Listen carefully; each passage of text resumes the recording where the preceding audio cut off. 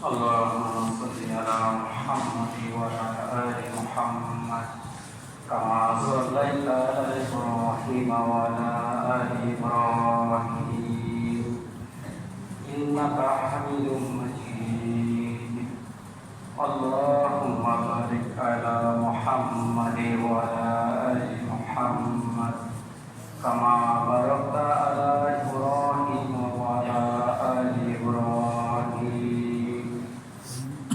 إنك حميد مجيد الحمد لله আল্লাহ তাআলার দরবারে লাখ কোটি শুকর যে আল্লাহ সুবহানাহু ওয়া তাআলা আপনাকে আমাকে বিভিন্ন মাকাম থেকে বিভিন্ন স্থান থেকে আল্লাহকে সন্তুষ্ট করার জন্য আল্লাহ তাআলাকে রাজি করার জন্য আল্লাহ তাআলা আমাদেরকে একাকিত করছেন। যেন আমাদের অন্তর থেকে দিল থেকে শুকরিয়া আদায় করা দরকার। আলহামদুলিল্লাহ। এমন একটা দৃশ্য, এমন একটা সময় হাসরের ময়দানে হবে, ওই দৃশ্যের ভিতরে আল্লাহ তাআলার আরশের ছায়া ব্যতীত কোনো ছায়া থাকবেন না। ওই সময় আল্লাহ তাআলা তার কিছু বান্দা এবং বান্দীদেরকে তার আরশের নিচে ছায়া দিবেন।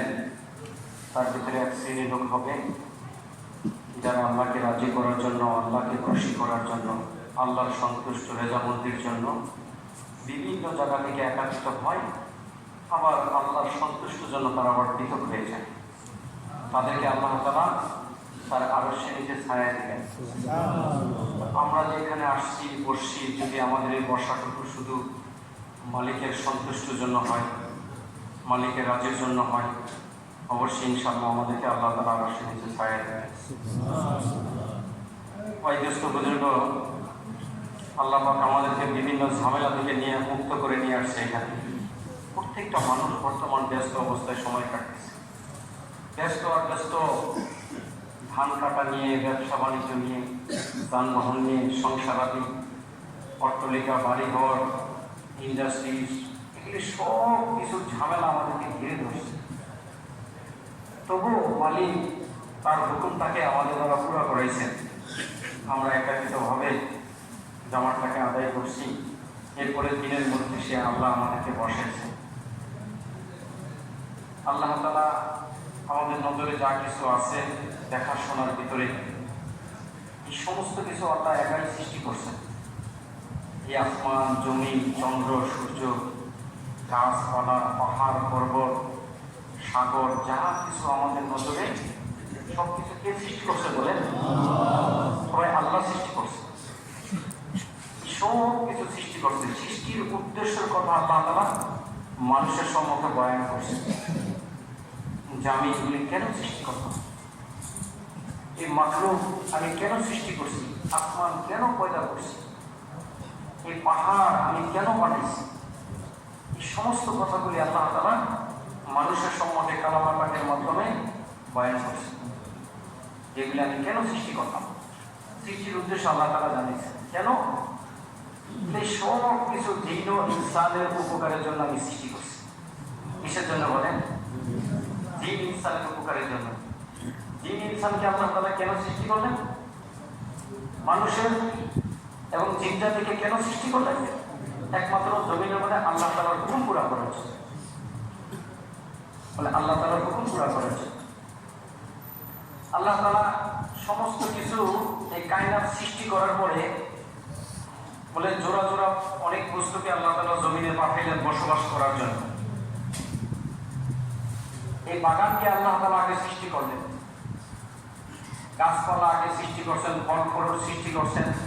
এগুলি সব সৃষ্টি করার পরে এগুলি যে ভোগ করবে, যারা করবে তাদেরকে আল্লাহ তাআলা জমিনের মধ্যে পাঠিয়েছে। তোমাদেরকে আমি এখন বের করছি, তোমাদেরকে পাঠিয়েছি, যাও তোমাদের যে সমস্ত বস্তু প্রয়োজন এগুলি আমি জমিনের মধ্যে দিচ্ছি। দেওয়ার পরে তোমাদেরকে পাঠিয়েছি, তোমরা ওই জমিনে আমার পরিচয় দিবা যে এগুলি কে বানাইছে, বলে আল্লাহ বানাইছে, এই কথার পরিচয় দিবা। মানুষের সিফত হইল মানুষ ভুলে যায়, পূর্বের যা কিছু আছে এগুলি ভুলে যায়। আমরা যে আল্লাহকে আরশের মধ্যে স্বীকার করে আসছি গুরু জগতে যে আল্লাহ আপনি আমাদের রব, আপনি আমাদের হায়াতের মালিক, আল্লাহ আপনি আমাদেরকে মৌতের মালিক, আপনি আমাদের হেদায়েতের মালিক, আপনি আমাদের সমস্ত অঙ্গ প্রত্যঙ্গের মালিক। এই কথা আমরা জমিনে ভুলে গেছি। তো আল্লাহ দেখছে যে আমরা এগুলি ভুলে গেছি, এখন আল্লাহ তাআলা যুগে যুগে নবীদেরকে পাঠানো শুরু করছে এই কথাটুকু স্মরণ করে দেওয়ার জন্য, যে আমি যে এগুলি সৃষ্টি করছি, এর যে বড় নিয়ামত যে আমি তাদের জন্য রাখছি, এটা হলো মৌতের জগৎ। এখানে তাদের মৃত্যু হয়ে যাবে, আর যে জগৎ আমি বানাইছি এটা তাদের হাতছাড়া হয়ে যাবে। এমন এক বস্তু তাদের জন্য আমি রাখছি যেগুলি চিরদিনের জন্য তারা ভোগ করতে পারবে। সেই কথা তারা ভুলে গেছে, তাদেরকে স্মরণ করাই দেয়। এই জন্য স্মরণ করানোর জন্য আল্লাহ তাআলা বলে নবীদেরকে ব্যবহার করছে। নবীরা আল্লাহর প্রিয় বান্দা ছিল, তারা আসছে জমিনের মধ্যে মানুষকে দাওয়াত দেওয়ার জন্য, যে এই ব্যবসা, চাকরি, বাড়ি, ধন সম্পদ এগুলির পিছনে ধোকায় পড়ছো, আল্লাহ তাআলা তোমার জন্য উত্তম ব্যবস্থা রাখছে। তুমি সেটা মৃত্যুর পরেই পাবে। মৃত্যুর পরে কি তোমার এই মুহূর্তের জিন্দিগির পরে তোমার একটা জিন্দিগি আসতেছে, যেটা হলো তোমার হায়াতের জিন্দিগি। তুমি সেখানে ওগুলি সব ব্যবহার করতে পারবে। এগুলির সংবাদ নবীরা এসে দাওয়াত দিছে। আর নবীদের দাওয়াত যখন নবীরা দিছে, নবীদের দাওয়াতগুলি যারা গ্রহণ করছে তারা সোনার মানুষে পরিণত হয়েছে। আর নবীদের দাওয়াতগুলি যারা গ্রহণ করে নাই, আমাদের জানা আছে এদেরকে আল্লাহ তাআলা দুনিয়াও ধ্বংস করছে। বলে মৃত্যুর পরে অনন্তকালের জন্য এরা দেখতে পারবে তাদের গন্তব্যস্থান কোথায়। যেন প্রত্যেকটা নবী দুনিয়াতে আসছে এক পরিচয় নিয়ে, যে দুনিয়ার মানুষ তোমরা এই কথাকে মেনে নাও যে আসমানের মালিক একজন আছে, জমিনের মালিক একজন আছে, যিনি সমস্ত মানবকে নিজে পৌঁছে গেছেন, যিনি সব এই নিজামকে তিনি একাই চালাইতেছেন। নিজামকে আল্লাহ তাআলা নিজেই চালাইতেছেন, তার মুখাপেক্ষী না।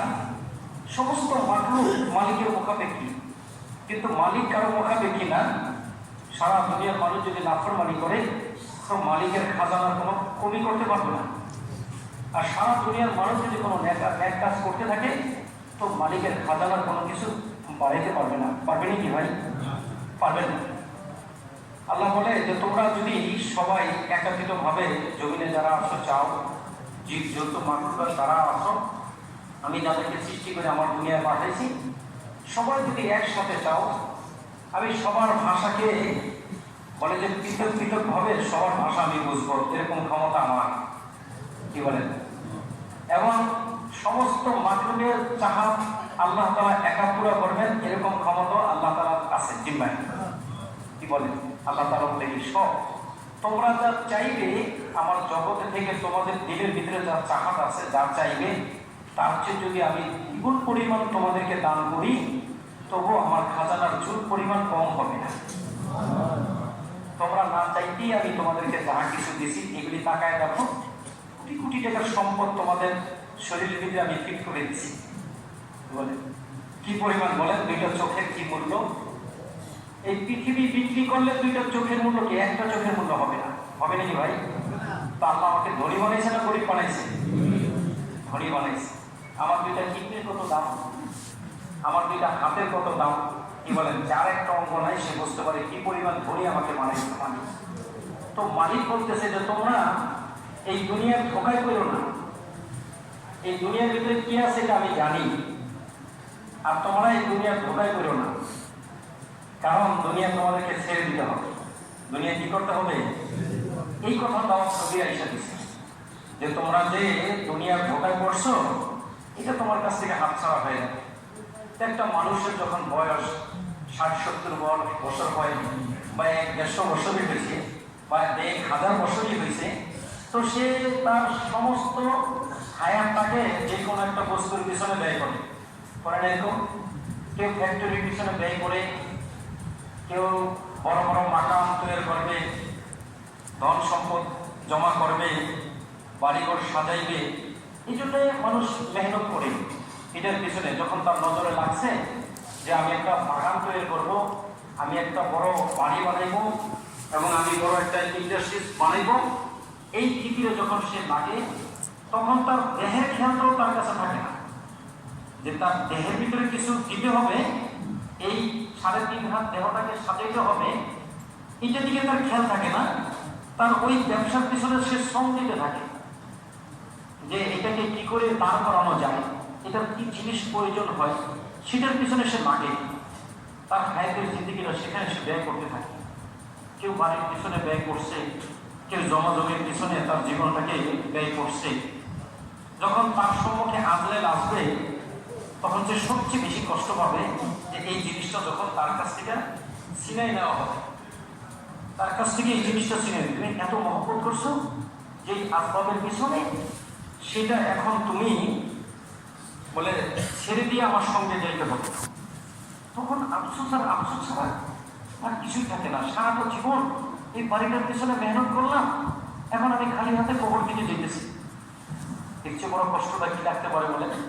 সারা জীবন আমার দেহের দিকে খেয়াল করি নাই, আর আমার এই জীবনটার দিকে আমি খেয়াল করলাম না, তাকাইলাম না। এই জীবনটা পুরোটাই আমি একটা ফ্যাক্টরির পিছনে ব্যয় করলাম। মালিকের সাথে কোনো সাক্ষাৎ করব, নামাজ পড়বো, জিকির করবো, এই সুযোগ আমি পাই নাই। এগুলি সব ছেড়ে দিছি, মালিককে ভুলে গেছি। যে মালিক জগতে পাঠিয়েছে তাকে ভুলে গেছি, কিন্তু একটা আসবাবের পিছনে আমার জীবনটাকে ব্যয় করছি। আর আজরাইল এসে আমাকে বলতেছে, তুমি যেই জিনিসের পিছনে শ্রমটা দিছ, এটা এখন তোমার কাছ থেকে হাত ছাড়া হয়ে যাবে। বলে মানুষের জিন্দিগিতে সবচেয়ে বেশি কষ্ট ওই জিনিসটার জন্য হয় যে জিনিসটার পিছনে সে শ্রম দিয়ে এটাকে সাজায়। তার জীবনটা যে জিনিসের পিছনে মেহনত করে বানায়, এটার জন্য তার ছেড়ে দিতে বহুত কষ্ট হয়, বড় কষ্ট। যে এই কষ্ট যেন না হয়, এই জন্য আল্লাহ তাআলা রব্বুল ইজ্জত বলে যোগে যোগে নবীদেরকে পাঠাইছে এই কথাগুলি পৌঁছানোর জন্য। তুমি কার পিছনে শ্রম দিতেছ, তো তোমার হাত ছাড়া হয়ে যাবে। তুমি যেই জিনিস, যেই আসবাবের পিছনে শ্রম দিলা, এটা তো শেষ হয়ে যাবে। তুমি সূর্যের পূজা করতেছ, সূর্য তো ডুবে যাবে। চন্দ্রের পূজা করো, শেষ হয়ে যাবে। মালিক তো পুরো কায়নাতটাকে একদিন ধ্বংস করে দিবে। বলেন, আমাদেরকে আল্লাহ তাআলা জানান নাই যে কায়নাতকে ধ্বংস হবে? কে জানেন না? বলেন, কিয়ামত হবে কে জানেন না? সবাই জানে কিয়ামত হয়ে যাবে। এই কথার আওয়াজ আল্লাহ তাআলা জমিনে পৌঁছে দিয়েছে। ও দুনিয়ার মানুষ, কেন এই আসবাবের মহব্বত করো? আসমানের মালিক কে বলেন? জমিনের মালিক কে? আমার বলতে কি আছে জমিনের ভিতরে? আমি কি করবো বলেন? আল্লাহ বলছে, আসমানের মালিক আমি, জমিনের মালিক আমি। তোমাকে আমি অল্প সময়ের জন্য আমি যে নিয়ামতগুলি দিচ্ছি, এগুলি তুমি ভোগ করবে আর নিয়ামতের কদর করবে, আমার হুকুমকে জমিনে পুরা করবে। তোমার যাহা তাহা এটা আমি দিয়ে দিব। কে বলছে বলেন এটা? আল্লাহ বলছে না তোমার যা লাগে আমি দিব। মুহাম্মদ সাল্লাল্লাহু আলাইহি সাল্লামকে বলছে, আমার হাবিব, আপনি নামাজ পড়েন, যত্নবান হন। নামাজ পড়েন, নিজে নামাজ পড়েন, নামাজের যত্নবান হন। রিজিক আমি আপনার কাছে চাই না, রিজিক তো আমি আপনাকে দান করব। কি বলেন? আর উত্তম রিজিক কার জন্য? পরহেজগারী ব্যক্তির জন্য। কি বলেন? এটা তো আল্লাহ তাআলা জানাই দিয়েছে যে রিজিকের মালিক আমি আপনাকে রিজিক দান করব। আপনি জমিনে দাওয়াত দেন, এই কথাগুলি বলেন যে আমি রিজিকের মালিক, শুধু আপনার না, সমস্ত মাখলুকের রিজিক আমি একা পৌঁছাইব। কে পৌঁছায় বলেন? আল্লাহ তাআলা পৌঁছায়। এখন আমরা যে ধোকায় পড়ে আছি, এই ধোকাটাকে, এই অন্ধকার চোখটাকে খুলে দেওয়ার জন্য আল্লাহ নবীদেরকে দুনিয়াতে পাঠিয়েছে। আর নবীরা ঈসা তার কমের পিছনে মেহনত করছে, তার কমের পিছনে মেহনত করছে যে ধোকার বস্তুতে থেকো না। এক ব্যক্তি সফর করতেছে, তার বাচ্চাকে নিয়ে স্কুলে যেতেছে। এখন রাস্তার ভিতরে এক লোক খেলা দেখাইতেছে, মাটি হাতে, নিচের দিকে মাটি উঠে হাতে দিছে, দেওয়ার পরে একটা হাড় দিয়া হাতটাকে ঘুরাইছে। কিছুক্ষণ পরে একটা মিষ্টি পরিণত হয়েছে। এখন কিছুক্ষণ বাপ আর ছেলে ওইটাকে দেখছে, দেখার পরে তো ভালো লাগতেছে না। বাপ বলতেছে, বাবা তোমার ক্লাসের সময় হয়ে যেতেছে, চলো আমরা স্কুলের দিকে যাই। ছেলে বলতেছে, বাবা আরেকটু দেখি, মিষ্টির পরে যদি আরেকটা কিছু বানাই তো সেটাও দেখি।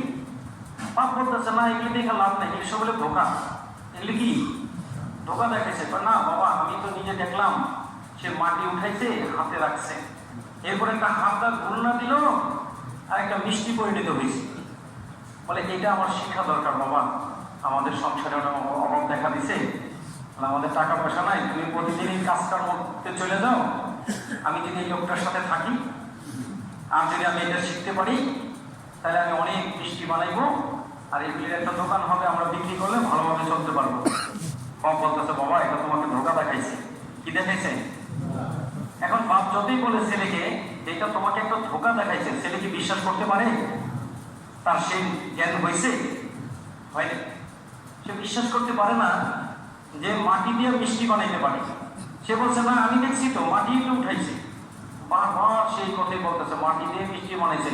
বাবা আমি থাকি এখানে, আপনিই যান, আমি একটু দেখি এই ব্যক্তি আর কি বানাইতে পারে।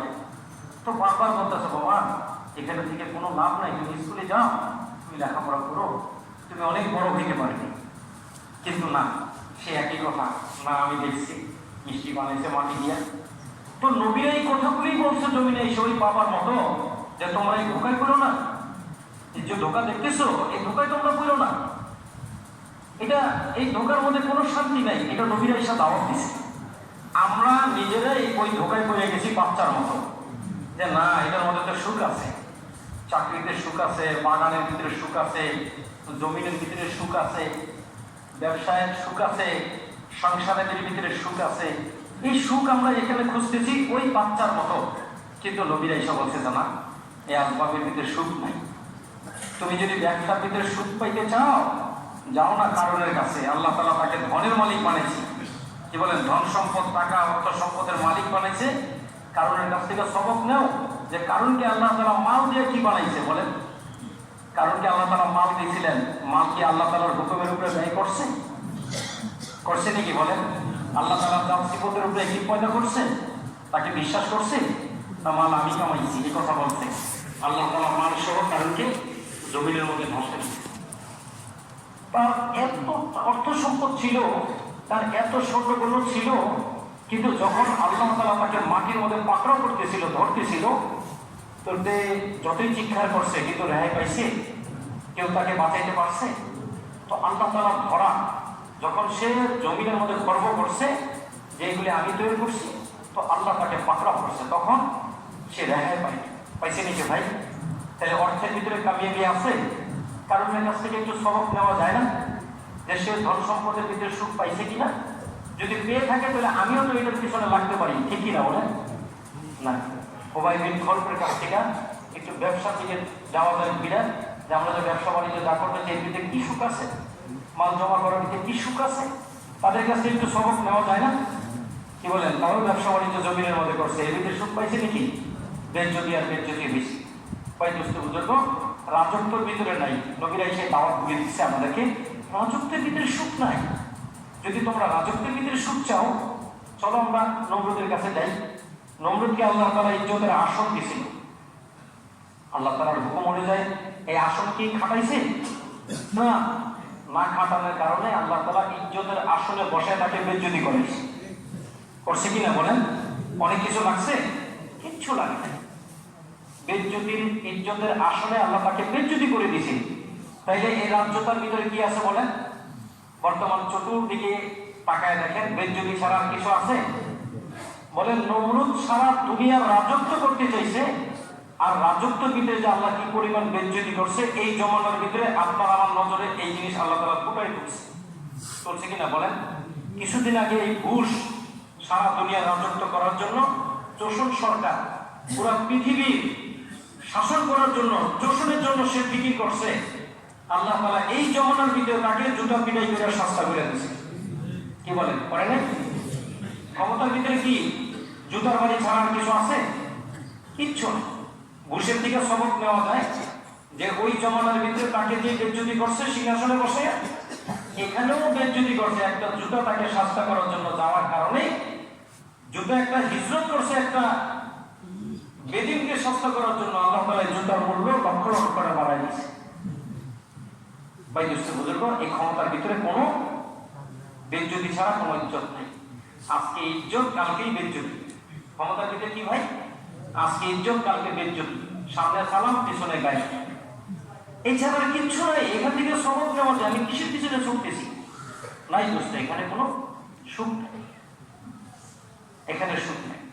ক্ষমতার ভিতরে আসেন, ক্ষমতা যদি চাই যে আমি ক্ষমতা খাটাইব কারো উপরে, আবু জাহেলের কাছ থেকে কিছু শিখি।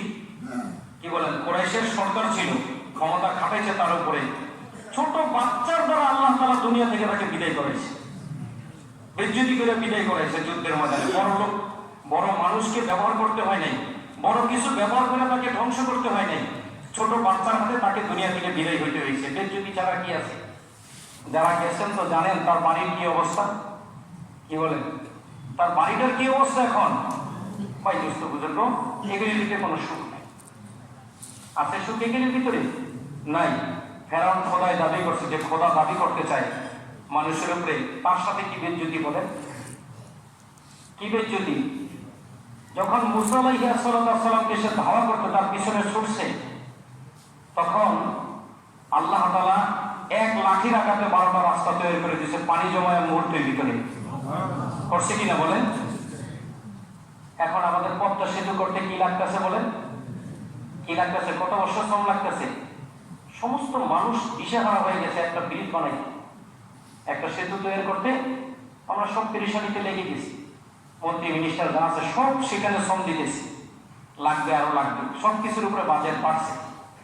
একটা সেতু তৈরি করতে হবে। আমার রব মুহূর্তের ভিতরে এক লাঠির আঘাতে 12টা রাস্তা বানাইছে, এক এক কম এক এক রাস্তা দিয়ে চলে গেছে। সবাইকে দেখতে দেখতে যাইতেছে ওনারা আসতেছে কি না। পানিকে আল্লাহ তাআলা এরকম ভাবে মুহূর্তের মধ্যে স্থির করে দিচ্ছে। আর ওই পথ দিয়ে যখন যে খোদা দাবি করতে গেল, সেই খোদা দেখেছে, জমিনের খোদা যায় বলে, যে তার খোদার উপরে লাটাই করিতেছে এই ব্যক্তি যাইতেছে ওই রাস্তা দিয়া। আল্লাহ তাআলার হুকুম, আগে তো ছিলা বলে মজবুতি ভাবে জমছ, এখন আবার আগের মতো হয়ে যাও, ধরো ফেরাউনকে ধরো। কি বলেন, ধরতে বলছে। এখন যখন তাকে ধরছে, তার কম তাকে রেহাই করতে পারছে নাকি? দুনিয়ার ক্ষমতা, এই খোদাকে আমার রব, আমার খোদা, আমার মালিক, তাকে যে ধরছে, এখন সেখান থেকে আর সে ছুটতে পারতেছে না। এই জন্য ভাই, এগুলি কোন আসবাবের ভিতরে যে আল্লাহ সুখ রাখে নাই, এই জিনিসের প্রমাণ আল্লাহ তাআলা যুগে যুগে মানুষের সম্মুখে পেশ করে গেছে। তো 1450 বছর পরেও দেখা যায় রাসূলুল্লাহ সাল্লাল্লাহু আলাইহি ওয়াসাল্লামের দোয়ার বরকতে আল্লাহ এখনো আমাদেরকে জমিনে টিকায় রাখছে। যেই কাজগুলি করার কথা ছিল, সেই কাজ থেকে বহুত দূরে সরে গেছে। একমাত্র এই জমানার ভিতরে রসুলের দোয়ার বরকতে আল্লাহ তাআলা আমাদেরকে জমিনে এখন ঠিক রাখছে। যে নবী শেষ নবী, সমস্ত নবীর সর্দার মুহাম্মদ রাসূলুল্লাহ সাল্লাল্লাহু আলাইহি ওয়াসাল্লাম জমিনের আসার আগে মানুষ জাহেল হয়ে গেছে। জাহেল মানুষ কাকে বলে? যারা নিজেদের উপরে জুলুম করছে, কমের উপরে জুলুম করছে, তাদেরকে জাহেল বলে। মানুষগুলি ঈসা আলাইহিস সালামের পরবর্তীতে জাহেল হইল শয়তানের ধোকায়, বলে যা ইচ্ছা তাই করা জমিনে শুরু করলো। কারণ হকের কথা বলার জন্য জমিনে কোনো লোক ছিল না, হকের দিকে আহ্বান করার লোক জমিনে ছিল না। না থাকাতে মানুষগুলি এরকম গোমরাহি হয়ে গেল, বলে তারা কাবা ঘরের ভিতরে মূর্তি প্রবেশ করাইছে। এরপরে ওই মূর্তিগুলির পূজা করা শুরু করছে। কিসের কারণে করছে দোস্ত? তাদের মাঝে হকের দাওয়াত ছিল না। দাওয়াত না থাকার কারণে মানুষগুলি কি পরিণত হয়েছে? এখন এদেরকে কি ফিরাইবে এই নাফরমানি থেকে? ঘ্যাপ পুরো লম্বচড়া হয়ে গেছে। প্রায় 570 বছর কাছাকাছি মানুষকে হকের দিকে কেউ ডাকবে, এদেরকে কেউ শাসন করবে, এদেরকে সহি বুঝ দিবে, কেউ নাই, কোনো লোক নাই। নিজের ইচ্ছাকৃতভাবে যা খুশি জমিনের মধ্যে করতেছে। যে তাদের এই সৃষ্টি করলেওয়ালা একজন আছে, তারা ভুলে গেছে। সর্বপ্রথম কথাটা বলছে, মানুষ ভুলে যায়, তার পূর্বের কথাকে ভুলে যায়, অতীতের কষ্টগুলি ভুলে যায়, অতীতের সুখগুলি ভুলে যায়, মাল ধন সম্পদ আল্লাহ যা দিয়েছে এগুলি ভুলে যায়। মানুষ ভুলের উপরে চলে। এটা জাগ্রত করার জন্য নবীর দরকার। জাগ্রত করার জন্য কি দরকার? নবী। তো নবী তো দুনিয়াতে আসতেছে না, মানুষ জাহিলতা করতেছে, মূর্খতার উপরে বিরাজ করতেছে। এখন আল্লাহ তাআলা কিয়ামত পর্যন্ত নবী পাঠাবে না, আখির নবী জনাবে রাসূলুল্লাহ সাল্লাল্লাহু আলাইহি ওয়াসাল্লামকে জমিনে পাঠাবেন। একটা সিদ্ধান্ত নিলেন, লম্বা চড়া গ্যাপ। নবী দুনিয়াতে আসে না, হকের দাওয়াত নাই, মানুষ জাহেল। আল্লাহ তাআলা মুহাম্মদ রাসূলুল্লাহ সাল্লাল্লাহু আলাইহি ওয়াসাল্লামকে জমিনে পাঠাইলেন। তো শয়তানের সমস্ত কেরামতি কি হয়েছে? সমস্ত কেরামতি শয়তানের বন্ধ হয়ে গেছে। এখন আর মানুষকে ঠিক মতো ধোঁকা দিব দেখে না, তার চোখ নষ্ট হয়ে গেছে। তো নবী ঈসা যে মানুষগুলি কাবা ঘরের ভিতরে মূর্তি ঢোকায় পূজা করা শুরু করছেন, ঝগড়া ফ্যাসাদ না করে ওই সমস্ত মানুষের অন্তর থেকে, দিক থেকে শুধু মূর্তিটাকে বের করার জন্য রবের দাওয়াত তাদের অন্তরে ফিট করা শুরু করছে। কি করছে বলেন ভাই? মারামারি ঝগড়া ফ্যাসাদ করছে? কি বলেন? বড় বড় মেল ফ্যাক্টরির পিছনে লাগছে? না। যে মানুষগুলি জাহেল হয়েছে, এই জাহেল মানুষগুলি সোনার মানুষে পরিণত করার জন্য সে হকের দাওয়াত লাগাইছে। হক যে তোমরা যা কিছু তুমি জমিনে দেখতেছ, এগুলির পিছনে একজন আছে, তাকে খোঁজো। যে আসমান কে বানাইছে, জমিন কে বানাইছে, এই দিন কে করে, রাত্র কে করে, সমস্ত কালের পরিবর্তন কে করে, কে সকাল করে, কে দুপুর করে, কে রাত্র করে, কে কখনো রাতকে দিনের ভিতরে ঢুকায়, কখনো দিনকে রাতের ভিতরে ঢুকায়, রাত ছোট হয়ে যায়, কখনো দিন ছোট হয়ে যায়। নবী ঈসা এই কথাগুলি মানুষের কাছে সূক্ষ্মভাবে দাওয়াত দিছে। তো মানুষ নবীর দাওয়াতে বলে ওই আসবাবগুলি যেগুলির পিছনে তার জীবনটাকে ব্যয় করা শুরু করছে, সেখান থেকে ফিরতে শুরু করছে। সেখান থেকে আস্তে আস্তে আস্তে আস্তে করে মানুষ সোনার মানুষে পরিণত হয়েছে। এখন তারা চিন্তা করছে আমাদের দিল থেকে এখন মূর্তির মহব্বতটা বেরিয়ে গেছে, এই মূর্তি এখন আর চলবে না, আর রবের হুকুম চলবে জমিনের মধ্যে। তারা এই মূর্তিটাকে কাবাঘর থেকে বের করে দিয়েছে। ঝগড়া ফেসাদে তারা বের হয়েছে না, দাওয়াতে তারা বলে যে এরকম দিল থেকে এই মূর্তির মহব্বতটা বেরিয়ে গেছে। এখন আল্লাহ থেকে হরেকিন বর্ষে, কিরকম ভাবে বর্ষে দেখেন। হযরত বেলাল রাদিয়াল্লাহু তাআলা আনহু আল্লাহ রাসূলের দাওয়াতে মূর্তির মহব্বত দিল থেকে বের করছে।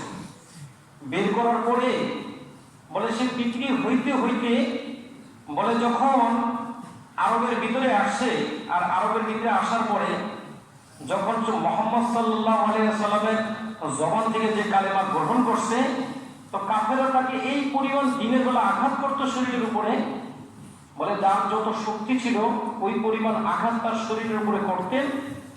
বুকের উপরে দিনের বেলা মরুভূমিতে শোয়া একটা পাথর চাপা দিয়ে রাখতেন, আর শুধু এই কথাই বলতেন, আহা আহা, আমার আল্লাহ সমস্ত ক্ষমতার মালিক। এই কথা বারবার সে বলতে থাকতেন, বারবার বলতেন। কাফেররা বলতেন যে আমরা তোকে এত কষ্ট দিতেছি, তোর উপরে এত জুলুম করলাম, তো তুই রবকে ভরস না, তোর রব তোকে দেখে না, ফিরাইতে পারে না। উনি বলতেছে আমার মালিক আমার মৃত্যুর উপরে একটা জান্নাত আমাকে দিবে। তো ওই পরীক্ষাটা আল্লাহ তাআলা জমিন থেকে নিতেছে, আমি আমার মালিককে কতটুকু মহব্বত করি, ভালোবাসি, এটা আমার মালিক দেখতেছে। বয়োজ্যেষ্ঠ বুজুর্গ, আল্লাহ রাসূলের কাছে কথা শোনার পরে দুনিয়ার মহব্বতটা দিল থেকে বের করার পর শুধু এই কথাই বলতেছে আমার মালিকই সমস্ত ক্ষমতার মালিক। এই কথাই সে বারবার তার জবানে বলতেছে।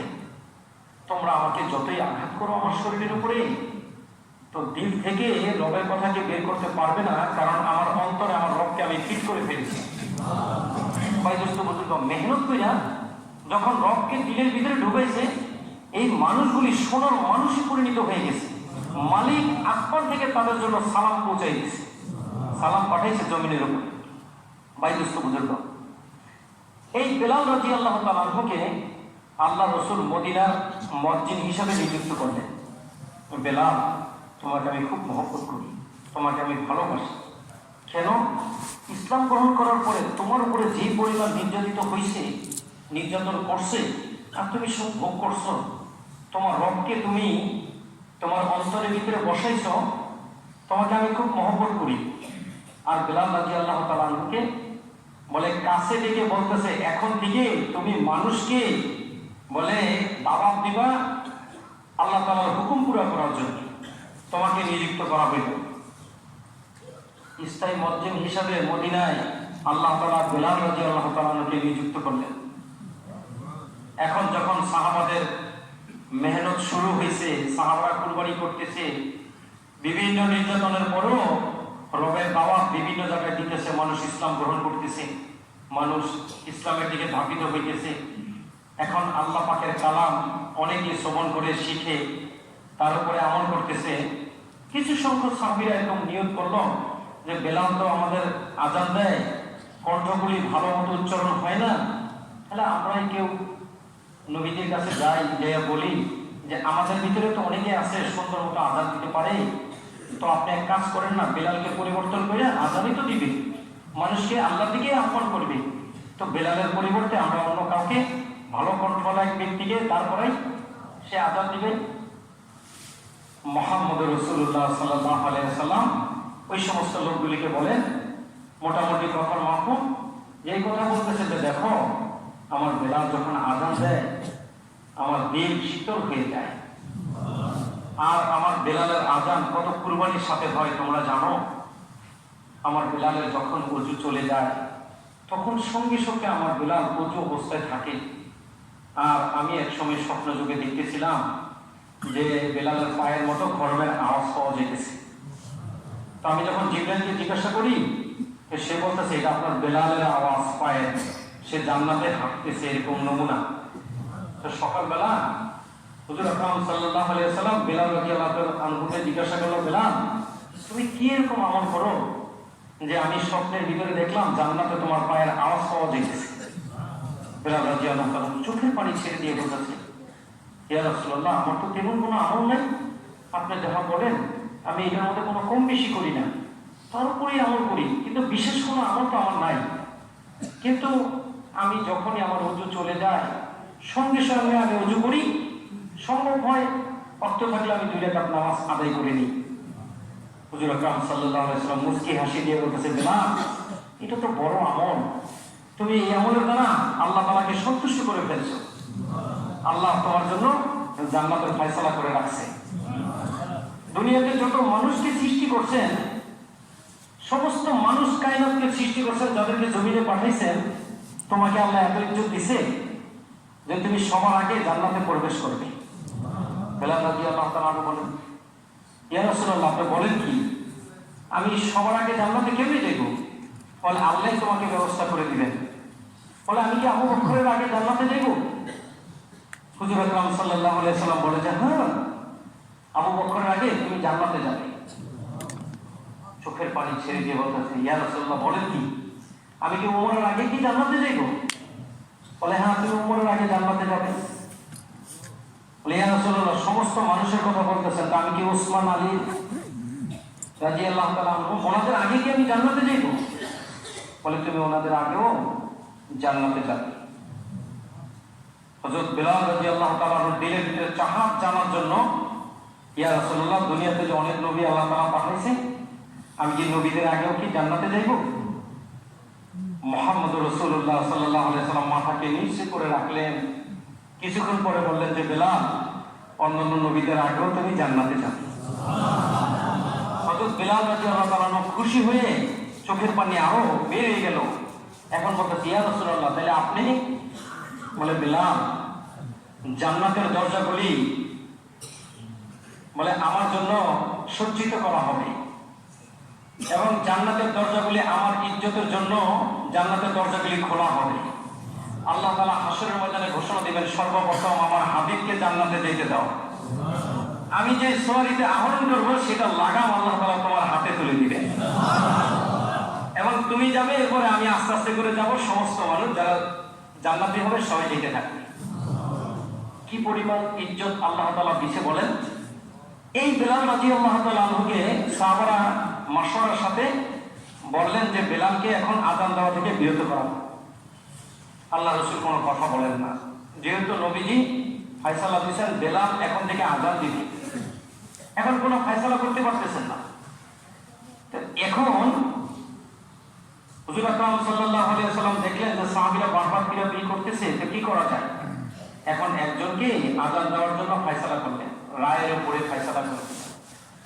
এখন বললেন যে দেখো, কালকে সকাল থেকে তো বেলাল আর আযান দিবে না, যে তোমরা কেউ বেলালের কান পর্যন্ত এই কথাটা পৌঁছাইবে না যে বেলাল আজান দিবে না, কারণ আমি তাকে বলছি আজান দেওয়ার জন্য, আমি তাকে স্থায়ী মুয়াজ্জিন হিসেবে নিযুক্ত করছি।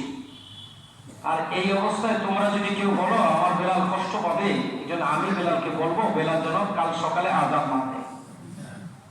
ওই বুঝতে বুঝুন হুজুর আকরাম সাল্লাল্লাহু আলাইহি ওয়াসাল্লাম বেলালকে খুঁজতেছে, কোথায় আছে বেলাল, আমি তাকে এই সংবাদ শুনাই। দেখতেছে মসজিদের এক কোণায় বেলাল বসে বলে মালিকের স্মরণ করতেছে। বলে হুজুর সাল্লাল্লাহু আলাইহি ওয়াসাল্লাম তাকে যে বললেন যে বেলাল তোমার সাথে একটা কথা বলার জন্য আসছে। হুজুর বেলাল রাদিয়াল্লাহু তাআলা দাঁড়াইছে, ইয়া রাসূলুল্লাহ কি কথা বলবেন বলেন। বলে আগামীকাল ফজর থেকে অন্য কেউ আজান দিবে, তুমি আর আজান দিও না। হযরত বেলাল রাদিয়াল্লাহু তাআলা চোখের পানি দিয়ে বলতেছে, ছেড়ে দিয়ে বলতেছে, ইয়া রাসূলুল্লাহ বলেন কি, আমি কি মানুষকে আল্লাহর দিকে আহ্বান করতে পারবো না? আমি কি মানুষকে আল্লাহ তাআলার হুকুমের উপর দাঁড় করার জন্য আসতে বলতে পারবো না? কেন বলতে পারবো না বলেন আমাকে। বলে যে দেখো তোমার কণ্ঠ পরিবর্তন করে অন্য লোককে দাঁড় করানো হয়েছে, যাদের কণ্ঠটা একটু তোমার চেয়ে আর একটু মিষ্টি হয়, এরকম লোককে এখানে দাঁড় করানো হয়েছে। সে আর কিছু না বলে আবার রসুলের কাছ থেকে অনুমতি নিয়ে আবার ওইখানে গিয়ে বসে গেছে কোনায়। সারা রাত ধরে শুধু মালিকের কাছে এই কথাই বলছে, মালিক আমার কি অপরাধ ছিল, আমার কণ্ঠের কি দোষ ছিল, এই কণ্ঠ তো আমি বানাই নাই। তুমি যদি আমার ভালো কণ্ঠ বানাই দিতা তাহলে আমার সঙ্গীদের কানে এই ভালো কণ্ঠের আওয়াজ পৌঁছাইত। আজ তুমি আমার এমন কণ্ঠটা বানাইছো, আজান দেওয়া থেকে আমি বিরত হয়ে গেলাম, আমাকে আজান দেওয়ার জন্য তারা মাস্টারের সাথে বাদ দিয়ে দিয়েছে। মালিক আমার কি অপরাধ ছিল, আমি তোমার দিকে মানুষকে আহ্বান করতে পারবো না? তো সারা রাত ধরে যে মালিকের কাছে প্রার্থনা লাগাইছে, মালিক সমস্ত রহমতের দরজাগুলি খুলে বেলালের কথা সারা রাত জেগে বসে, সারা রাত জেগে বেলাল যা বলছে মালিক শুধু তার আরশে বসে বসে এই কথাগুলি শুনছে। আর ফেরেশতাদের কাছে বলছে, দেখছো আমার বেলাল কি বলতেছে, শুনছো তোমরা আমার বেলাল কি বলতেছে।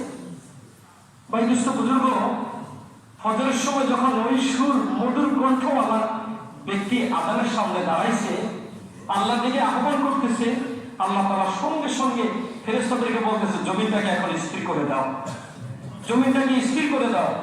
এখন সাহাবীরা আল্লাহ তাআলার হুকুম পুরা করার জন্য আয়েশা বসে আছে।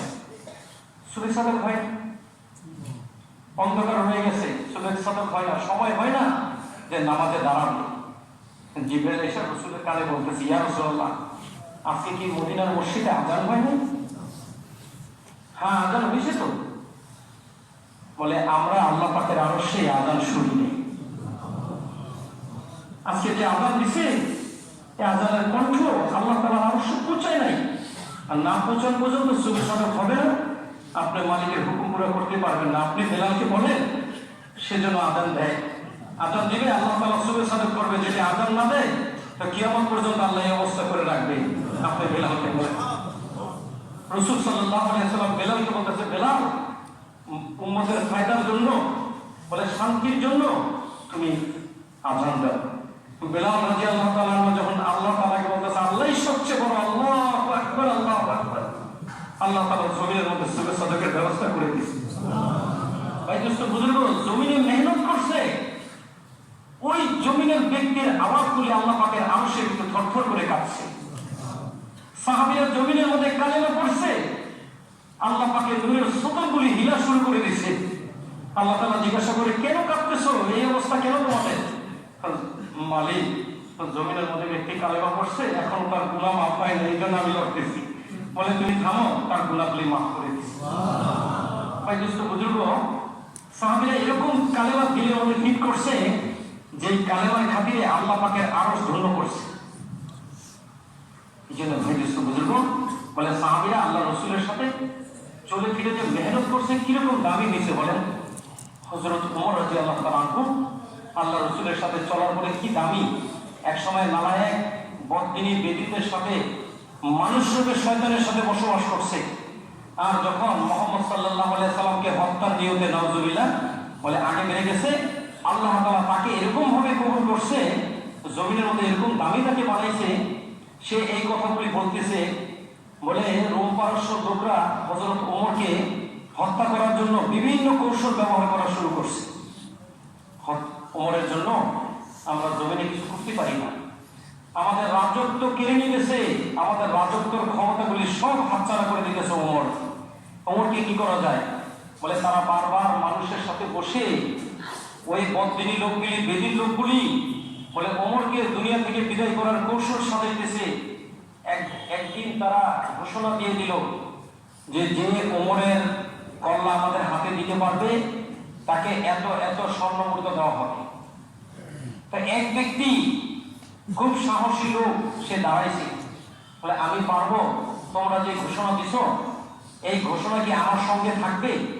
যদি আমি ওমরের কল্লাকে তোমাদের হাতে এনে দিতে পারি, এই স্বর্ণ মুদ্রা যা দেওয়ার কথা বলছো এটা কি আমাকে দিবে তোমরা?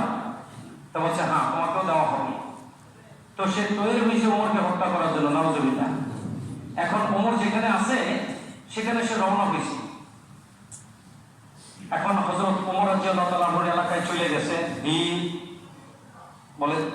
ধনুক, তরোয়াল তার সঙ্গে যেগুলি লাগে হত্যা করার জন্য সবকিছু নিছে।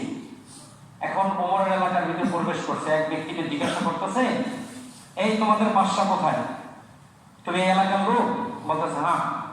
বলে তোমাদের বাদশা কোথায়? বলে আমাদের তো কোনো বাদশা নাই। কি বলো তুমি, তোমাদের বাদশা নাই? না, আমাদের কোনো বাদশা নাই, আমাদের কোনো বাদশাকে আমরা চিনি না। বাদশাকে তো আচ্ছা তুমি জানো না, ঠিক আছে যাও। আমার কিছুক্ষণ হাঁটছে, আরেকটা লোককে জিজ্ঞাসা করতেছে, এই তোমাদের বাদশা কোথায়? তোমাদের বাদশা কে? না, আমাদের তো কোনো বাদশা নেই। বলে তোমাদের রাজত্ব কে করে? বলে আমাদের আমিরুল মুমিনিন করে, ওমর রাদিয়াল্লাহু তাআলা আনহু। যে ওমর আমাদের আমিরুল মুমিনিন, তিনি তো আমাদের রাষ্ট্র পরিচালনা করেন। বলে আচ্ছা, আমি তো তাকেই খুঁজতেছি, সে কোথায়? তো এই ব্যক্তি যখন জিজ্ঞাসা করছে তো ওমর কোথায়, সে জমিনের দিকে না তাকায়, কারো দিকে না তাকায়, আসমানের দিকে তাকায় দিচ্ছে। এখন ওই লোক জিজ্ঞাসা করতেছে, তুমি আমার কথা বুঝতে পারো নাই? তোমাদের ওমর আমিরুল মুমিনিন এখন কোথায়? আমি তোমাকে জিজ্ঞাসা করছি, তুমি আসমানে তাকায় দিছো। না, আমি দেখলাম সূর্যটা কোন পর্যন্ত আছে। বলে কেন, সূর্যের কথা কেন বলছো? বলে আমি জানি সূর্যটা যখন এই অবস্থায় থাকে, এই সময়ের ভিতরে আমাদের আমিরুল মুমিনিন 1 ঘন্টা বিশ্রাম করে, ঘুমায়। তা এখন সে কোথায় আছে এটা আমি দেখলাম, আকাশের দিকে তাকায় সূর্যটা কোথায় আছে। বলে আমি কিছুক্ষণ আগে তাকে দেখছি যে বাজারের ভিতরে সে দুধ চেক করতেছে, দুধ চেক করে যে এখানে কেউ ভেজাল দিতেছে কিনা, ভেজাল আছে কিনা এটা দেখতেছে সে। তাহলে এই জিনিসটাকে আমি দেখছি। তো এখন সে কোথায়, আমি তো বলতে পারবো না। তো সে আবার হাঁটতেছে, আরেকজনকে জিজ্ঞাসা করতেছে, এই তোমাদের আমিরুল মুমিনিন কোথায়? বলতে পারো তোমাদের আমিরুল মুমিনিন কোথায় আছে? বলে হ্যাঁ, আমি বলতে পারি। কোথায়? বলে ওই জঙ্গলের ভিতরে যাও, যে দেখবা সেখানে কিছুক্ষণ সময় সে বিশ্রাম করে, সেখানে সে আসে। এখন এই ব্যক্তি হযরত ওমর রাদিয়াল্লাহু তাআলা আনহুর সন্ধানে যেতেছে। যখন হাঁটতে হাঁটতে কিছুক্ষণ গেছে, যখন জঙ্গলের দিকে তার নজর পড়ছে, দূর থেকে দেখতেছে যে একটা লোক বলে মাটির উপরে শুয়ে আছে, তার মাথার নিচে তার হাত রাখা, তার মাথার সম্মুখে একটা সিংহ বসা, 2টা গাছের ডাল আইসা তাকে এরকম ছায়া দিতেছে। অনেক দূরে কিছু বাঘ বসে পাহারা দিতেছে। আল্লাহু আকবার, দেখে সে ভয় পেয়ে গেছে। আরে এটা কিরকম হইতে পারে? একটা লোক যেতেছে, তাকে জিজ্ঞাসা করতেছে, এই ওই লোকটা শুয়ে আছে এটা কে? বলে ইনি আমাদের আমিরুল মুমিনিন, ওনার নাম হযরত ওমর। তুমি কি ওমরকে চিনো না? তুমি আমাকে জিজ্ঞাসা করতেছো? বলে না। এখন উনি চিন্তা করতেছে, এইটা যে ওমর, তার সামনে দিয়ে একটা সিংহ বসা আছে এবং দূরে বাঘ, 2টা গাছের ডাল তাকে ছায়া দিয়ে রাখছে, আমি তার সম্মুখে কেমনে দেখব? যদিও আমাকে অনেক স্বর্ণ মুদ্রা দেওয়ার কথা বলছে তারা, তো আমি তার সম্মুখে গেলে তো এই স্বর্ণ মুদ্রা হাতছাড়া হবে, আমার জীবনও শেষ হবে। সে আগে বাড়তে পারতেছে না, দাঁড়ায় গেছে। এই অবস্থায় যতক্ষণ বিশ্রাম করার কথা ছিল ততক্ষণ বিশ্রামের সময় শেষ হয়ে গেছে। হযরত ওমর রাদিয়াল্লাহু তাআলা আনহু চোখ খুলে, হাত দিয়ে চোখ ডলে তাকাইছে, দেখতেছে একটা লোক তরোয়াল দিয়া দাঁড়ায় গেছে। হযরত ওমর রাদিয়াল্লাহু তাআলা বলতেছে, এই লোকটা তো আমার দেশের হইতে পারে না, আমার রাজ্যের হইতে পারে না। যদি রাজ্যের হইতো তো এই অবস্থায় আমি ওমরের সম্মুখে এসে দাঁড়ায় থাকতো, এই শক্তি তার হইতো না। নিশ্চয়ই এই লোকটা কোনো দূর থেকে, কোনো দেশ থেকে সে আমাদের রাজ্যে আসছে। তো হযরত ওমর রাদিয়াল্লাহু তাআলা যখন তার দিকে তাকাইছে, তাকানোর সাথে সাথে সে বেহুশ হয়ে পড়ে গেছে জমিনের উপরে। জমিনের উপর পড়ে গেছে। চিন্তা করলো তার পিঠে যে ধনুক আছে, তীর আছে, হয়তো সে তার শরীরের ভিতরে কষ্ট করতে পারে। হযরত ওমর রাদিয়াল্লাহু তাআলা তাকে ধরছে, তাকে উঠায় বসাইছে, পানি দিছে শরীরের উপরে, তাকে সুস্থতার ফিকির করছে। যখন সে সুস্থ হয়েছে, এখন তাকে বলতেছে, ভাই তুমি কোথা থেকে আসছো? বলে, আমি পারস্য থেকে আসছি। কেন আমার দেশে আসছো? তুমি কি ভুলে গেছো তোমার পথ? তুমি কোনো শিকারে আসছো? বলে, না, শিকারে আসি নাই, কিন্তু বড় শিকার করবো এই নিয়তে আসছি। কি করবে তুমি? বলে, আমি তোমাকে হত্যা করবো। তুমি বলছো, ভাই বলো কি, তুমি আমাকে কেন হত্যা করবো? আমি তোমার কোনো ক্ষতি করছি? আমরা বলে কি করতাম বলেন? সঙ্গে সঙ্গে কি করতাম? ক্ষমতা যখন হাতে ছিল কি করতাম বলে? না। উনি বলছে, ভাই তুমি আমাকে কেন হত্যা করবো? আমি তোমার কোনো ক্ষতি করছি? হযরত ওমরের মতো মানুষ এই কথা বলতেছে। আল্লাহু আকবার, আমি তোমার কোনো ক্ষতি করছি? তুমি আমাকে কেন হত্যা করবে? এখন বলতেছে, রোম পারস্যের লোকরা আমাকে অনেক স্বর্ণ ধন রত্ন দেওয়ার কথা এরাদা করছে, এই জন্য আমি তোমাকে হত্যা করব। এখন হযরত ওমর রাদিয়াল্লাহু তাআলা বলতেছে যে, দেখো তুমি আমাকে হত্যা করবা, আমার ফ্যামিলির কি অবস্থা হবে তুমি চিন্তা করছো একটু? তুমি যদি আমাকে হত্যা করো তা আমার ফ্যামিলির অবস্থা কি হবে, পরিবারের অবস্থা কি হবে? তুমি আমাকে যে হত্যা করার নিয়ত করছো।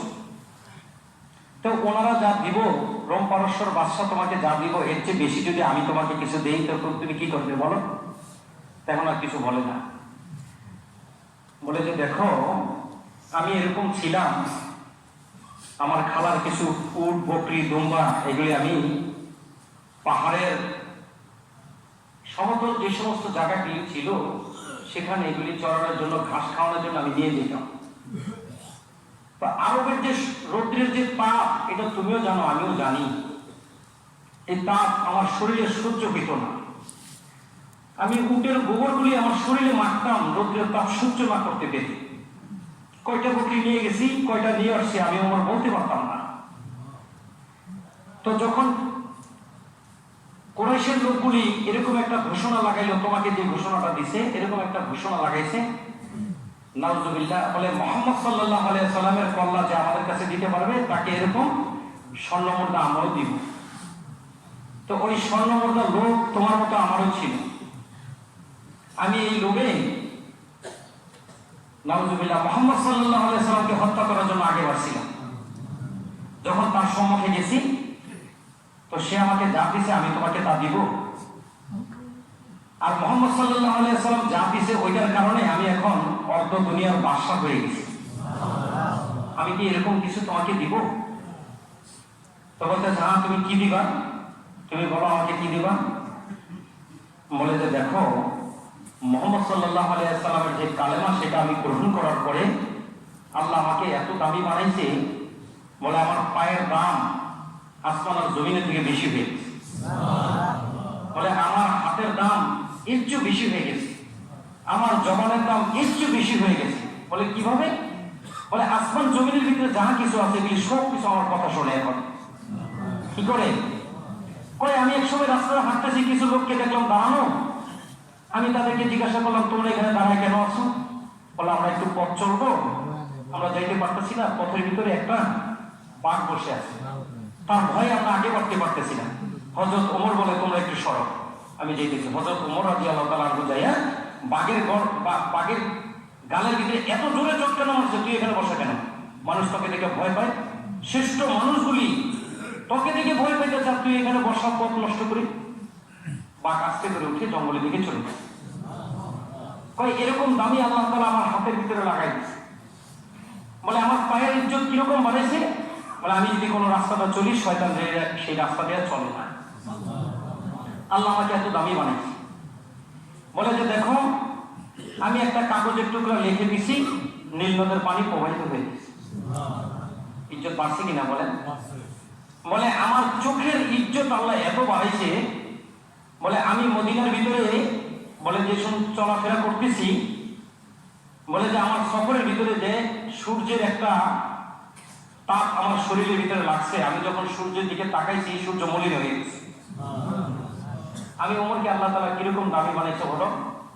মদিনার ভিতরে ভূমিকম্প হইতেছে, আমি ওমর মাটিতে চাপ লাগাইছি, হে মাটি বেদবি করো কার সাথে? তুই জানোস এখানে মুহাম্মদ সাল্লাল্লাহু আলাইহি ওয়াসাল্লাম শোয়া, আর তুই এখানে বেদবি করতেছিস। তো আল্লাহ তাআলা সঙ্গে সঙ্গে ওই ভূমিকম্প থেমে গেছে।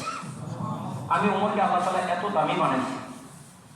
বলে যে মৃত্যুর পরে আল্লাহ আমাকে কি দিবে আমি জানি না, কিন্তু তুমি যদি এই কালেমাটাকে গ্রহণ করো তো তোমাকে দুনিয়া দামি বানাবে, কিন্তু আখিরাতে আল্লাহ তাআলা তোমাকে ইজ্জতের আশা, ইজ্জতের দামি মাকাম দিয়ে দিবে আল্লাহ তাআলা তোমাকে। ওই ব্যক্তি সাথে সাথে কালেমা পড়ে মুসলমান হয়েছে।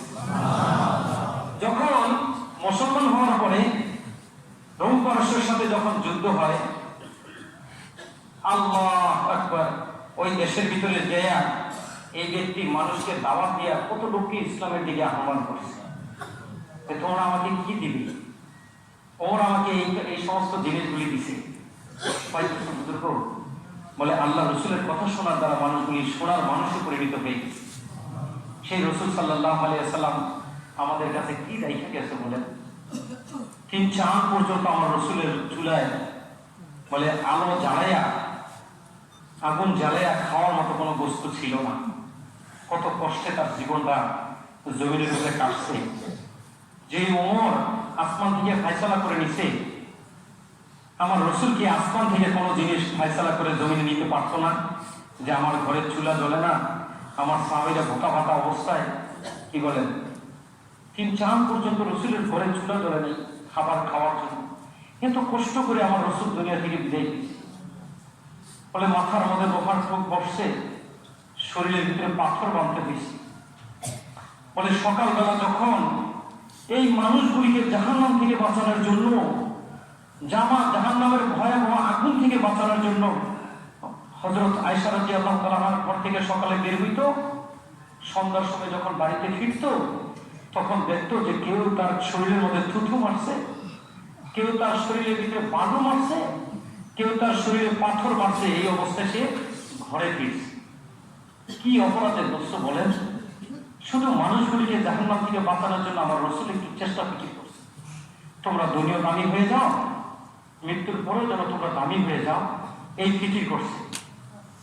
মেরে ভাই বুজুর্গ এক সময় আয়েশা রাদিয়াল্লাহু তাআলা আমার ঘরে গেছে, সে রসুলের চেহারা দিকে তাকায় আছে, কান্না শুরু করছে। পাপিষ্ঠরা আপনার উপরে কি জুলুম করছে বলেন? কি অত্যাচার করছে? আপনি তাদের উপরে কি করছেন? তাদেরকে জাহান্নাম থেকে বাঁচানোর জন্য আপনি বলছেন, আর তারা আপনার এই দুরবস্থা করে দিছে। রসুলের শরীর থেকে যোগ্য মরক সে হাত দিয়ে খুলতেছে। আপনি একটু বিশ্রাম করেন, শরীরে একটু ক্লান্তি। পাপিষ্ঠরা আপনার যে অবস্থা করছে, আপনার শরীরে একটু পানি দিয়ে আপনি ধুয়ে ফেলেন। রাসূল সাল্লাল্লাহু আলাইহি ওয়াসাল্লাম জুব্বা মোবারক খোলার জন্য তাকে ইজাজত দিলেন। যখন খুলছে শরীরের দিকে, আম্মাজান তাকায়া চোখে পানি ছেড়ে দিয়েছে। ইয়া রাসূলুল্লাহ, আপনার কি বসন্ত রোগ হয়েছিল? আপনার কি বসন্ত রোগ হয়েছিল? আপনার শরীরটা দিয়ে চাঁদের মতো ঝাঁঝরা হয়ে গেছে। আপনার মা ছিল না, বাবা ছিল না, চাচার কাছে লালন পালন হয়েছে, আর আল্লাহ তাআলা আপনাকে এত বড় রোগ দিয়ে আপনার শরীরটাকে এই অবস্থা করছে।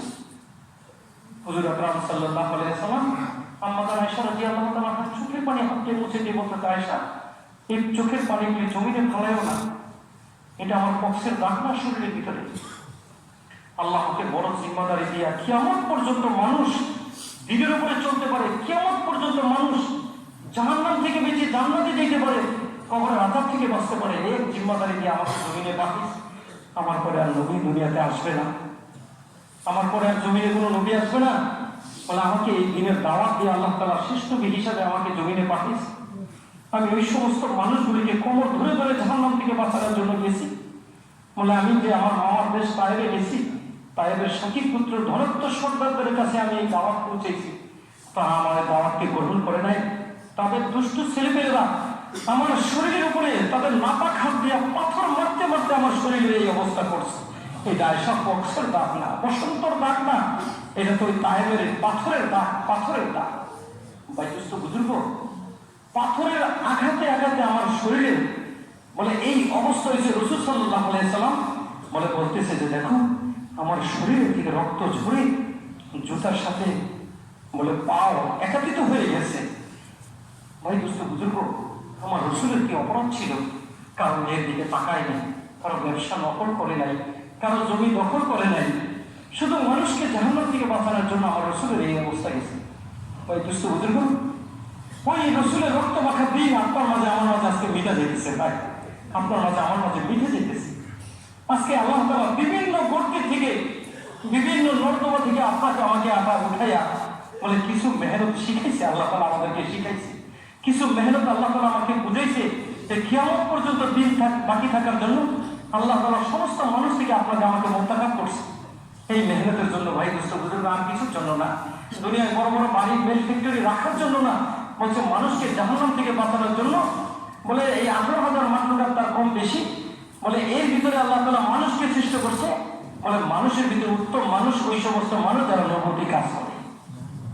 ভাই দোস্ত বুজুর্গ, আপনাকে আমাকে বাছাই করছে আল্লাহ তাআলা, মুসলমানের ঘরে জন্মগ্রহণ করাইছে। যদি হিন্দুর ঘরে জন্মগ্রহণ করাই তো আল্লাহ তাআলা জমিনের মধ্যে আল্লাহ দেওয়া বস্তু, আল্লাহ দেওয়া মাটি দিয়ে নিজের একটা আকৃতি সৃষ্টি করে তাহার পূজা শুরু করতাম, ঠিক কিনা বলেন?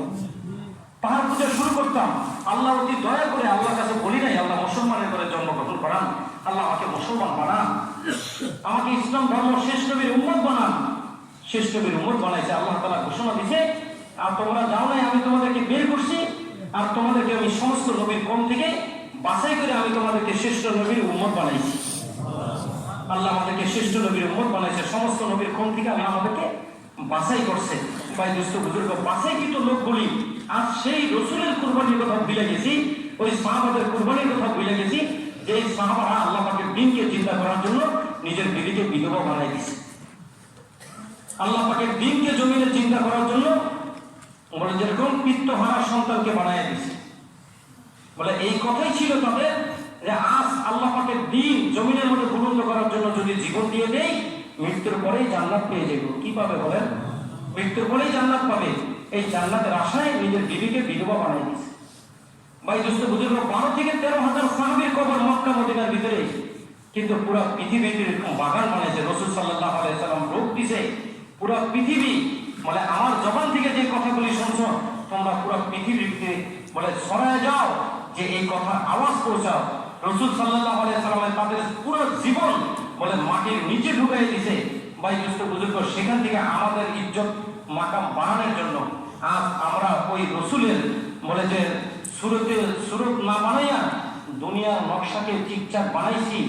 বলে সাহাবা যে জিন্দগি বলে যে পুরা দিনের উপরে রাইখা গেছে, আর সেই দিন আপনার আমার দ্বারা মিটতেছে, ধ্বংস হইতেছে। আপনার আমার জমানার ভিতরে জাহিলিয়তের যুগ হইতেছে। জাহিলিয়তের জমানায় মানুষ জিনা করতো, এখন মানুষ জিনা ব্যাপক হয়ে গেছে। জাহিলিয়তের জমানায় মানুষ শরাব পান করতো, এখন মানুষ শরাব পান করতেছে। জাহিলিয়তের জমানায় মানুষ খুন খারাপি করতো, এখন খুন খারাপি হইতেছে। ভাই দোস্ত বুজুর্গ, হাসরের ময়দানে আপনাকে আমাকে আল্লাহ তাআলা যখন জিজ্ঞাসা করবে যে তোমাদের কপালে একটু ভাত পড়ে নাই, রসুলের কথা তোমরা শোনো নাই, সাহাবাদের কুরবানির কথা তোমরা শোনো নাই, তোমাদের দিলের ভিতরে একটু চিন্তা ফিকির আসে নাই? ভাই দোস্ত বুজুর্গ, আপনি আমি সবাই সেখানে ধরা খেয়ে দেখব। আল্লাহ যখন জিজ্ঞাসা করবে যে আমি তো তোদেরকে জমিনের মধ্যে পাঠিয়েছি তোদেরকে বাড়িঘর সাজানোর জন্য, তোদেরকে আমি বাড়িঘর বানানোর জন্য, ব্যবসা বাণিজ্য করার জন্য। ভাই দোস্ত বুজুর্গ, কোনো জবানে কোনো কথা থাকবে, কোনো কিছু থাকবে না। এই সময় হায়াতের জিন্দেগিটা কিভাবে কাটাইছ, যৌবনকালটা কিভাবে কাটাইছ, কিভাবে মাল কামাই করছিলা, কোথায় খরচ করছো, যতটুকু এলেম শিখছো তার উপরে কি আমল করছো, আল্লাহ যখন জিজ্ঞাসা করবে, ভাই দোস্ত বুজুর্গ, এখানে রেহাই পাওয়ার মতো কোনো রাস্তা নাই। এই জন্য আল্লাহ তাআলা আমাদেরকে বাছাই করছে, শুধু মুসলমান অন্য নবীর কোন থেকে বাছাই করে নেই, এই জমানার ভিতরে আল্লাহ তাআলা আমাদেরকে বাছাই করছে। আখির নবীর উম্মতের ভিতরে আল্লাহ তাআলা আমাদেরকে বাছাই করছে। মানে আখির নবীর উম্মতের মধ্যে বলে বেদিন আছে, হিন্দু, বৌদ্ধ, খ্রিস্টান আছে, এরাও রসুলের উম্মত। তার ভিতরে আল্লাহ তাআলা মুসলমানের ঘরে জন্মগ্রহণ করেছে। এবার মুসলমানের ভিতরে আল্লাহ তাআলা বাছাই করছে, মুসলমানের ভিতরেও আপনাকে আমাকে বাছাই করছে। আপনার আমার মাথার উপরে টুপি লাগাইছে, আপনার আমার চেহারার ভিতরে দাড়ি লাগাইছে, আপনার আমার বলে যে শরীরের ভিতরে নবীর সুন্নত উঠাইছে। সবার ভিতরে এই সুন্নত নাই, সবার ভিতরে এই মহব্বত নাই, এখানেও বাছাই করছে। এবং 2017 সনে আপনাকে আমাকে আবার নতুন করে বাছাই করছে, নতুন হালাকের রাস্তায় আমাদেরকে রাখতো, তাহলে আমরা হালাকের মেহনত শুরু করতাম জমিনের দিকে, মানুষের পূজা করা শুরু করতাম। আল্লাহ তাআলা সেখান থেকে আল্লাহ তাআলা আমাকে আপনাকে বাছাই করছে। ভাই দোস্ত বুজুর্গ, যদি এই মেহনত আপনি আমি না করি, বদদিনে আরো বাড়বে।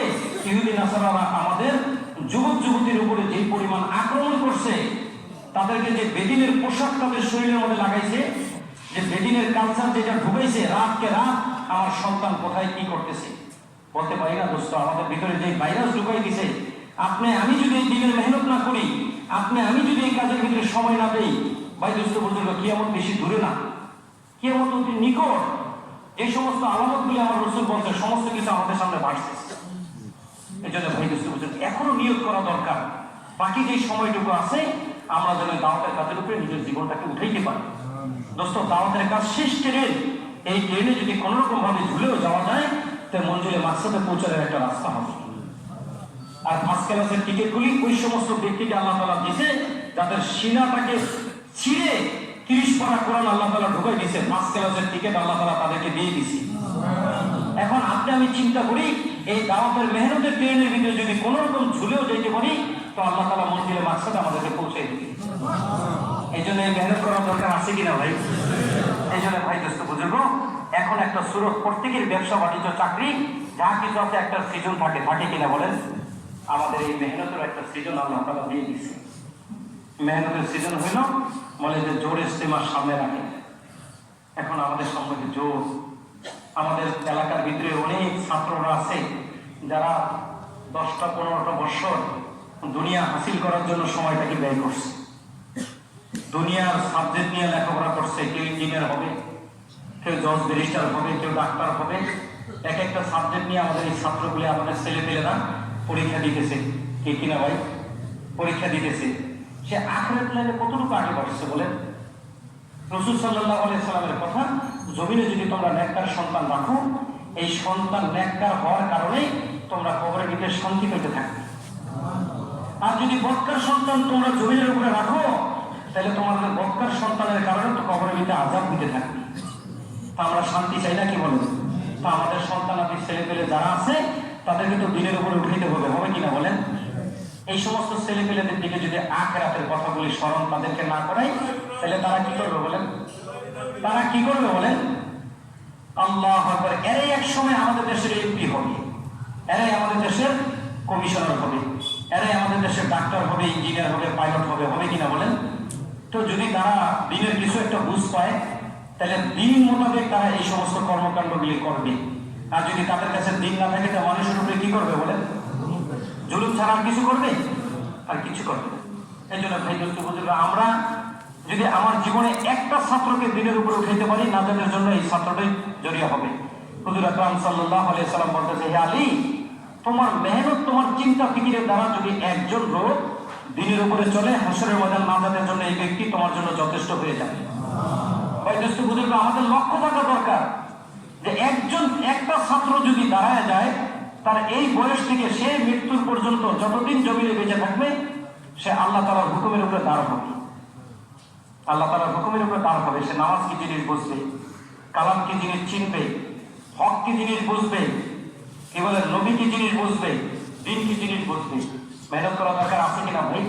এই জন্য আমরা এখান থেকে চিন্তা ফিকির করবো যে আমার মহল্লা থেকে এই ছাত্রদেরকে কে নিয়ে যেতে পারে। এই ছাত্রগুলি এক গ্লাস পানি দিলে খায় না। এই ছাত্রগুলি মাতা পিতার ছত্র ছায়ের ভিতরে ছিল, শিক্ষকের ছত্র ছায়ের ভিতরে ছিল।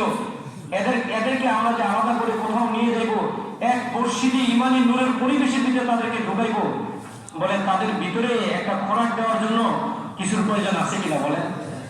আরে এই সময়টা আসার জন্যই আল্লাহ তাআলা আমাকে চার মাস বলে এরকম সফর করাইছে। 40 দিন আল্লাহ তাআলা আমাকে আগে সফর করাইছে, আমি যেন তার নিরক্ষরকে অক্ষর দিতে পারি। দরকার আছে কিনা ভাই? এই জন্য আমি একটু চিন্তা ফিকির করবো যে আমি একটু ছাত্রদের সাথে সময় দিতে পারি, বা আমার মহল্লার কোন লোক একটু সময় দিতে পারে। আমার মহল্লার ভিতরে অনেক লোক আছে মালি লেগে দুর্বল থাকে, আমরা আমাদের মসজিদের ভিতরে যাইয়া আমরা মাসলা হলের জামাত বানাইব যে তোমরা আসো, কে যাইতে পারে আল্লাহর রাস্তায় ছাত্রদেরকে নিয়ে, আর কোন ছাত্র আল্লাহর রাস্তায় যেতে পারে। সময় খুব কম, কিন্তু আমরা একটু চেষ্টা ফিকির করতে পারি না ভাই? ইনশাআল্লাহ পারি কিনা বলেন? এরপরে আমরা চিন্তা করবো যে আমাদের 4 মাসের জন্য বলে আমার 4 মাস যারা সময় লাগেছি আমাদের বড়রা আমাদেরকে ডাকতেছে, আমাদের বড়রা আমাদেরকে ডাকতেছে। কোথায় বলেন ডাকতেছে?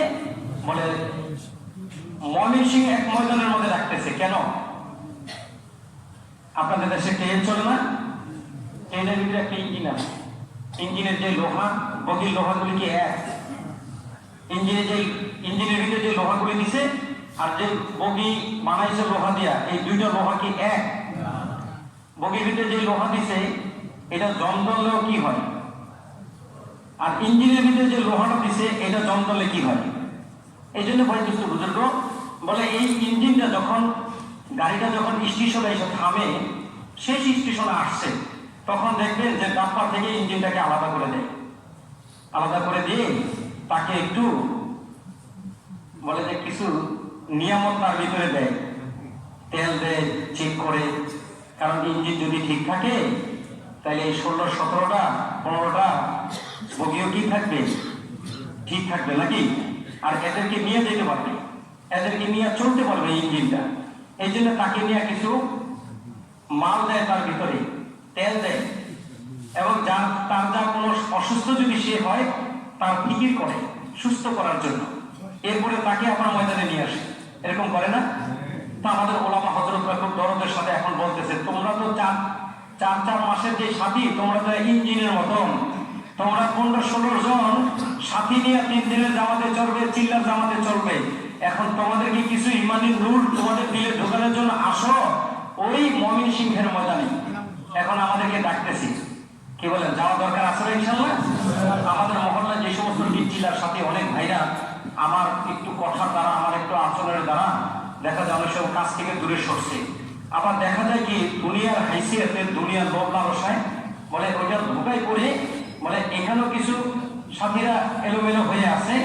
আজকেই যে আমরা একটা সিদ্ধান্ত নিব যে আমাদের এই সাথীদের কাছে আমি দেখা করব, আমি এই সাথীদের খোঁজ খবর নিব, এবং যাওয়ার জন্য আমি তার মাল উসুল করব, না হয়তো আমি তার মালটাকে আল্লাহর রাস্তায় কুরবানি করার জন্য জমা দিয়ে দিব। পারা যায় না ভাই ইনশাআল্লাহ?